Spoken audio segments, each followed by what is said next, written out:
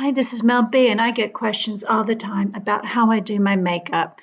So I wanted to show you today because ladies always are asking, how did you get your makeup done with that wig that you're wearing? And so my last videos that I have done, this is the makeup that I've used in all of the videos. And as you can see here, putting on my foundation, now my cream contour, I have to laugh at me doing the light bulb area under my chin so that that doesn't show up so much. So, but that is a technique to make that disappear. And then contouring around my cheeks, my nose, the corners of my eyes, my forehead. I also then do also below my lip, the bottom lip, go back in with a soft brush and just feather that out, make it where there's no lines, demarcations that you'll see from the contour.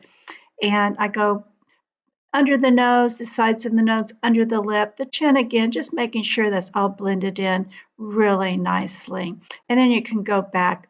Got a little makeup there on my shirt, but I went back and cleaned it off with some micellar water.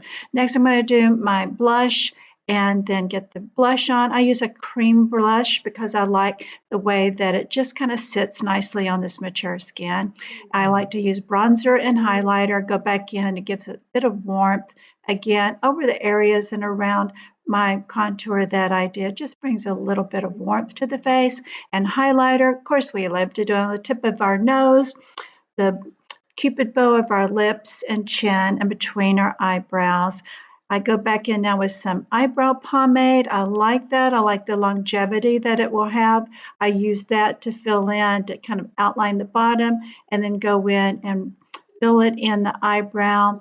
And then you will see that I will go back in with a brow gel. And the brow gel is just to make those hairs separate, and also then it adds to the longevity of the eyebrows that you put on and kind of sets it all in place. Didn't do it here, but sometimes I'll go back in with a powder, a translucent powder. I just feel like it kind of knocks down the darkness of the eyebrow because I do have white hair. So when I'm wearing my hair white and silver or one of my white gray wigs, I do like to knock it down a little bit. Then we're going to go in with our eyeshadow, and I like to go above the crease of the eye. We want to give definition. I don't use a really dark color there, but on the outside of my eyes I do. It just kind of helps to push back the eyes, again giving the eyes definition so they're not just looking like they're laying flat. And then you're going to go back in with a big fluffy brush though, because right now it looks like too much. Point it up where at the corners, go up to the, I always point, make sure my brows, the arch, and my eyeshadows are pointed up towards my temples, and that's just going to give you a lifted look. You never want to pull your liner and your shadows and color down to the sides of your eyes. It makes your eyes look droopy. And like I said, go back, or here, let's go in with some highlighter on the lid, and that's again to pop the eyelid, to bring it forward. We're pushing the crease back and bringing the lid forward to give it, again, it's all about the definition, the contouring around the eyes. I put a little bit of that light underneath, on the brow bone up underneath the eyebrow. And of course on the sides to lift and give it a little bit of light on the corner of the eyes. I use a little shimmer in the corner of the eyes, and that's just an old model trick from decades ago that I had learned with a photographer. And of course everybody does it now. They used to put like a white dot. Now we're going to go in with some powder. It's just a matte powder to set areas on the T-zones and areas that are going to get shiny through the day, and just kind of set that makeup down. This is one of my favorite. It's an Inglot.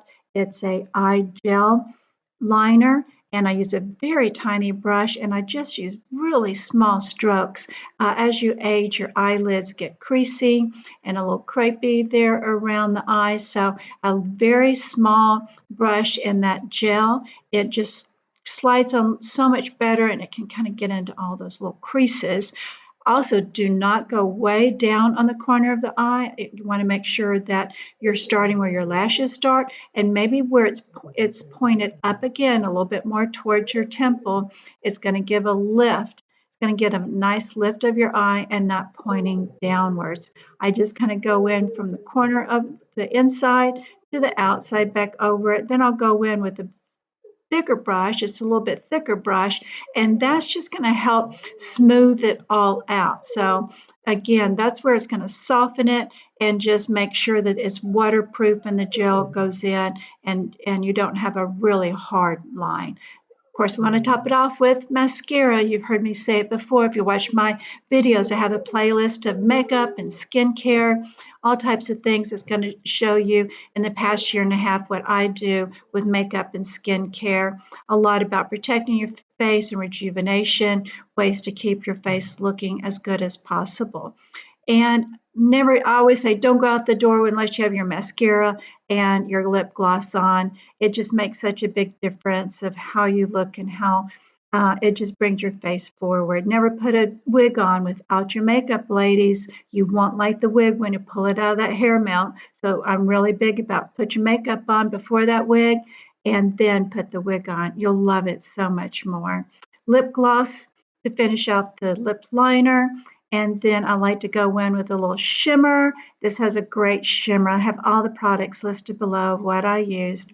Some you can find with links of where to purchase it. That's it, my darlings. That's my makeup with all my wigs I've done. Doing, my darlings. Bye.